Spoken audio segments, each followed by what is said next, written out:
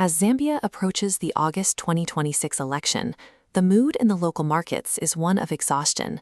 National surveys show nearly 3/4 of the population rate the economy as bad, creating a sense of deep frustration that dominates the political conversation. This local gloom stands in direct contrast to Zambia's reputation in the global financial centers. After years of negotiation, the government completed an International Monetary Fund program and successfully climbed out of a historic debt default. President Hakainde Hichilema has been the face of this recovery. Since taking office in 2021, his administration has focused on rebuilding the country's credit rating and repairing its image with international lenders. On paper, the repair is working. Foreign reserves have been rebuilt, and the national books are balanced for the first time in years.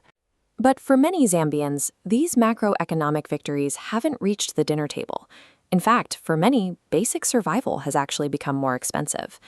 The 2026 election will likely be decided by this gap. To understand the current political climate, we have to look at why the country's restored financial foundation is failing to translate into lower prices for the average family.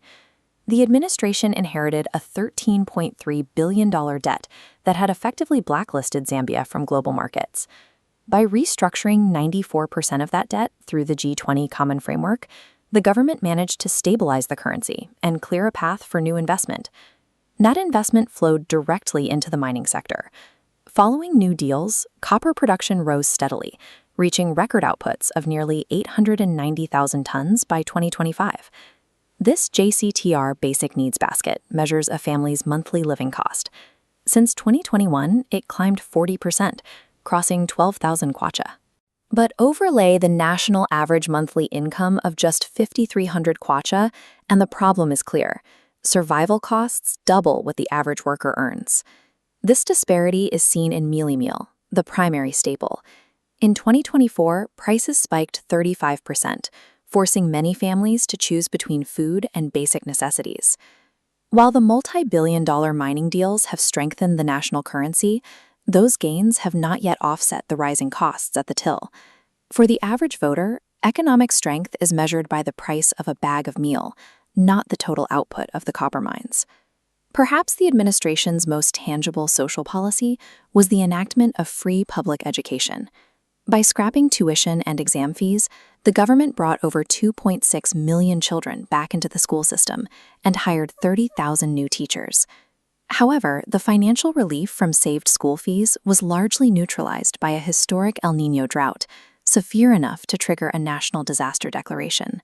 The drought targeted Zambia's primary energy source. The country relies on hydropower for roughly 84% of its electricity, largely from the massive Kariba Dam. When Kariba's water levels dropped to single digits, the power supply collapsed. At the crisis peak, neighborhoods faced rationing of up to 21 hours daily. These blackouts crippled small businesses and forced families to switch to expensive charcoal for cooking. The resulting spike in energy costs effectively consumed the household savings that the free education policy was supposed to provide. This crisis highlights a significant structural vulnerability. Without a more diverse energy mix, the country's economic stability remains tied to rainfall patterns, leaving the working class exposed whenever the weather turns.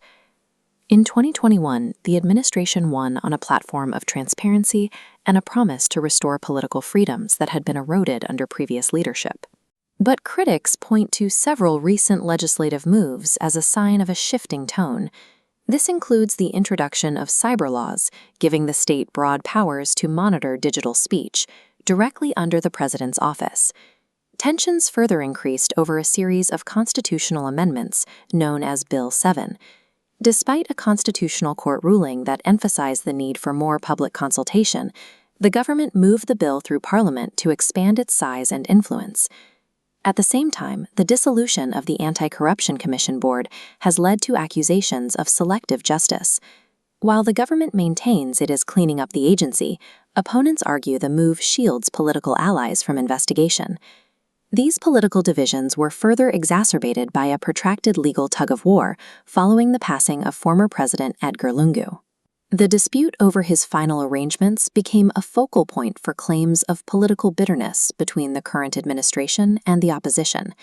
These governance challenges have complicated the president's image as a reformer. As the election nears, the administration faces growing scrutiny over whether its methods for maintaining order resemble the very tactics it once campaigned against.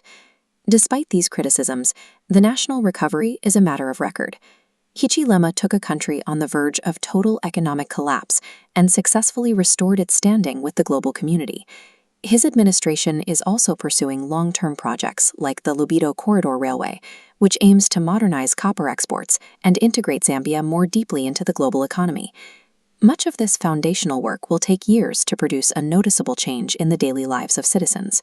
For many voters, however, the immediate pressure of rising food and energy costs is the more pressing concern. On August 13th, the choice for voters will be a fundamental one. Should they re-elect the current administration to protect the economic foundation it has built? Or is the current cost of that foundation simply too high to sustain for another 4 years?